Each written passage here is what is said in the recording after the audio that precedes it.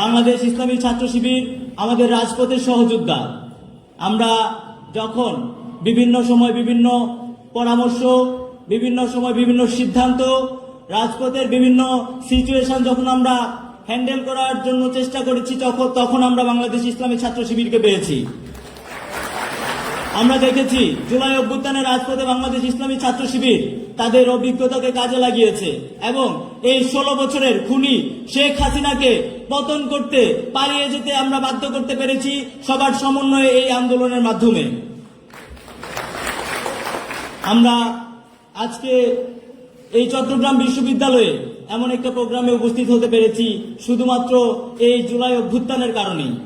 যদি জুলাই অভ্যুত্থান না হতো তাহলে শুধুমাত্র এই যারা ফ্রন্ট লাইনার ছিল তারা নয়, বিভিন্ন রাজনৈতিক এবং সামাজিক সংগঠনের যারা ছিল প্রত্যেককেই ফাঁসিতে ঝুলতে হতো। প্রিয় সহযোদ্ধা, আমাদের সংগ্রাম শেষ হয়ে যায় নাই। আমরা দেখতে পাচ্ছি গাজীপুরে আজকে আমাদের ভাইদেরকে হামলা করা হয়। আমরা দেখতে পাচ্ছি বিভিন্ন জায়গায় আওয়ামী সন্ত্রাসীরা আবারও মাথাচাড়া দিয়ে ওঠার চেষ্টা করছে। আমাদের যদি জুলাই অভ্যুত্থানের মতো ঐক্যবদ্ধ আমরা থাকতে না পারি, তাহলে হয়তো বা আবারও আমাদের যে অর্জন, সেই অর্জনটাকে ব্যর্থ করতে পারে। ব্যর্থ করার সকল প্রচেষ্টা তারা সবসময় করে যাচ্ছে। তাই আমরা আমাদের ব্যক্তিগত জায়গা থেকে মনে করি জাতীয় ঐক্যের বিকল্প কিছু নেই।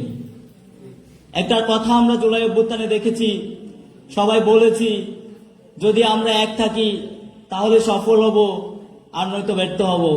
এবং আমরা শুনতাম যে যদি মরার জন্য আমরা এক হই তাহলে কেউ মরব না, কিন্তু যদি বেঁচে থাকার জন্য সবাই বিভাজিত হয়ে যায় তাহলে কেউ বাঁচতে পারবো না। তো আমরা যদি আবার বিভাজিত হয়ে যাই তাহলে হয়তোবা আমাদের পরবর্তী প্রজন্ম যারা আসবে তাদেরকে আবারও রাজপথে রক্ত দিতে হবে, আবারও আমাদের পরবর্তী প্রজন্মকে আন্দোলন সংগ্রাম করতে হবে।